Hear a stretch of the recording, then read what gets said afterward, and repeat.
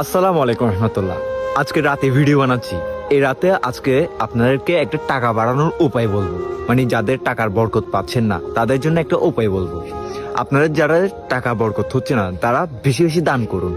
আল্লাহ তাআলা নিজেই বলেছেন যে ব্যক্তি দান করবে অন্যজনের ভালো চিন্তা করে, সেই ব্যক্তিকে আমি নিজেই তার কি উন্নতি করব বা তার টাকায় বরকত বাড়িয়ে দিব। আমার নিজের সাথে ঘটনা আমি এক সময় আমার মানে যখন একদম টাকা থাকে না তখন আমি কি করি, আমার কাছে কেউ যদি টাকার জন্য আসে আমি তাকে যতটুকু সামর্থ্য থাকে ততটুকু আমি দান করে দিই এবং পরক্ষণেই মানে আল্লাহর কি নিয়ামত আমার প্রয়োজনীয় টাকা জোগাড় হয়ে যায়। মানে যেভাবে কোন দিক থেকে আসে মানে আল্লাহ আল্লাহ আমি কি বলবো, আমার টাকা ম্যানেজ হয়ে যায়। তো এই কথাটা আপনাদের সাথে শেয়ার করার একটাই উদ্দেশ্য যে আপনাদেরও যখন টাকা পয়সার সমস্যায় থাকবেন বা টাকা পয়সার সমস্যায় ভুগবেন তখন জাস্ট আমার কথাটা হলো মাথায় রেখে একটু করে টাকা দান করবেন। জাস্ট উদ্দেশ্যটা সৎ রাখবেন যে আমার এখন টাকা নাই বা আমার যা টাকা আছে ওই টাকার বরকত হওয়ার জন্য আমি টাকাগুলো দান করতেছি।